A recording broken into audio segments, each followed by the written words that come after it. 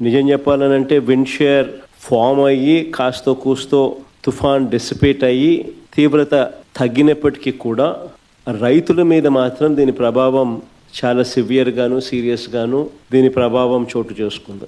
తాలు ఎక్కువ వచ్చే పరిస్థితుల మధ్య దిగుబడి తీవ్రంగా తగ్గే పరిస్థితి వల్ల రైతు తీవ్రంగా నష్టపోయిన పరిస్థితులు ఎక్కువగా కనిపిస్తూ ఉన్నాయి.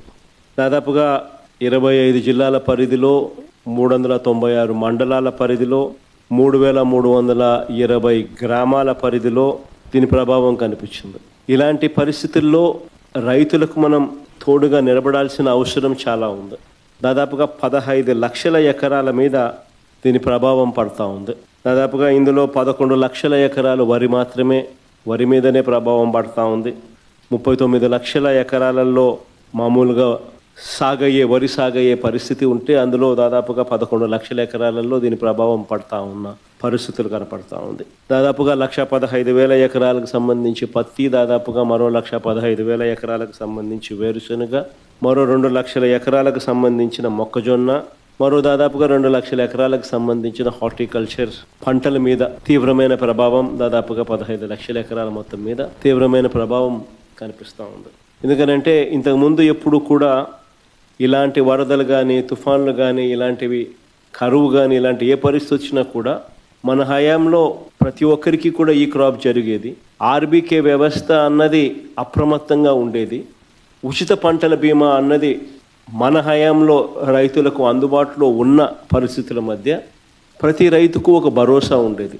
85 లక్షల మంది రైతులకు దాదాపుగా 70 లక్షల ఎకరాల పంటకు ఉచిత పంటల బీమా అందుబాటులో ఉండే పరిస్థితి ఉంటే ఈరోజు కేవలం ఇన్సూరెన్స్ ప్రీమియం కట్టిన వాళ్ళకు మాత్రమే, అంటే కేవలం 19 లక్షల ఎకరాలకు మాత్రమే, 19 లక్షల మంది రైతులకు మాత్రమే, అది కూడా బ్యాంక్ లోన్ అవైల్ చేసుకున్న వాళ్ళకు మాత్రమే ఇప్పుడు ఇన్సూరెన్స్ అవైలబుల్గా ఉన్న పరిస్థితిని మనం చూస్తూ ఉన్నాం. సో మిగిలిన రైతుల పరిస్థితి ఏం కావాలా? దాదాపుగా 5.5 లక్షల మంది రైతులకు ఇన్పుట్ సబ్సిడీ రూపేణ 600 కోట్లు ఇవ్వాలని, అది ఇవ్వకుండా ఎగరగొట్టిన పరిస్థితులు మనం చూస్తూ ఉన్నాం. మిర్చికి క్వింటాలకు 11,781 రూపాయలు ఇస్తాము, కొనుగోలు చేస్తాము అని చెప్పినారు క్వింటాలకు. ఆశ్చర్యం కలిగించే విషయం ఏంటంటే ₹1 ఇవ్వాల. పొగాకు కొనుగోలు చేస్తామన్నారు, పొగాకు కొనుగోలుకు కూడా ఎక్కడ కూడా చేసిన పుణ్యం కట్టుకోలేదు. మామిడికి ₹12 కొనుగోలు చేస్తామన్నారు కిలోకు, ఒక రైతుకు మంచి చేయలేదు. ఉల్లికి క్వింటాలకు 1200తో కొనుగోలు చేస్తామని చెప్పినారు, చేతులెత్తేసారు. తర్వాత హెక్టార్కు 50,000 ఇస్తామన్నారు, అది ఇచ్చిన పుణ్యం కూడా వీళ్ళు కట్టుకోలేదు ఎప్పుడు. సో అన్ని రకాల కూడా ఈ క్రాప్ అన్నది నీరుగార్చేశారు, ఆర్బీకేలు అన్నది నిర్వీర్యం చేసేశారు. ఇన్పుట్ సబ్సిడీ ఇచ్చే కార్యక్రమాలు పట్టించుకున్న పరిస్థితుల్లో లేవు. ఉచిత పంటల బీమా ఎత్తేసినారు. ఏ పంటకు కూడా గిట్టుబాటు ధరలు రాని పరిస్థితిలో రైతు తీవ్రంగా ఈ 16 నెలలు 17 నెలలు చంద్రబాబు నాయుడు గారి పాలనలో నష్టపోయిన పరిస్థితులు మనం చూస్తూ ఉన్నాం. ఇవన్నీ మ్యాన్ మేడ్ కెలామిటీస్.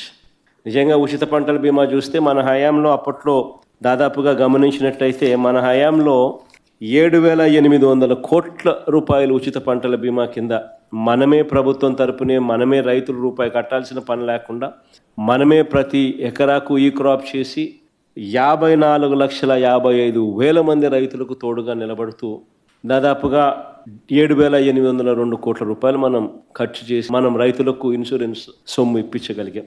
ఎన్యూమరేషన్ అన్నది ప్రభుత్వం చేతులెత్తేసే కార్యక్రమం చేయకుండా ఆ ప్రతి గ్రామంలోనూ కూడా వైఎస్ఆర్సీపీ నష్టం జరిగిన ప్రతి గ్రామంలో కూడా ఎన్యూమరేషన్లో ఏ ఒక్కరికి కూడా నష్టం జరగకోకుండా వాళ్ళ తరపున వాయిస్ ఇవ్వగలగడం, వాళ్ళ తరపున మనం ప్రభుత్వం మీద యుద్ధం చేసైనా సరే రైతుల తరపున మనం తోడుగా నిలబడడం.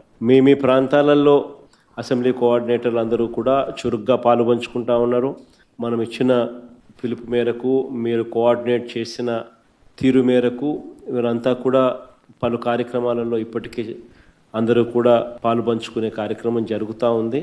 శ్రేణులందరూ కూడా ఈ కార్యక్రమంలో కూడా పాలుపంచుకుంటా ఉన్నారు. వాళ్ళందరికీ ఒకవైపున అభినందనలు తెలియజేస్తూనే మరోవైపున వాళ్ళందరినీ ఇంకా కాస్త ప్రోత్సహించి ఇంకా మెరుగ్గా వాళ్ళు పాలుపంచుకునే విధంగా తద్వారా రైతులకు ఇంకా మంచి జరిగే పరిస్థితులు క్రియేట్ కావాలి కాబట్టి ఆ దిశగా కూడా అడుగులు వేయాల్సిన అవసరం ఉంది.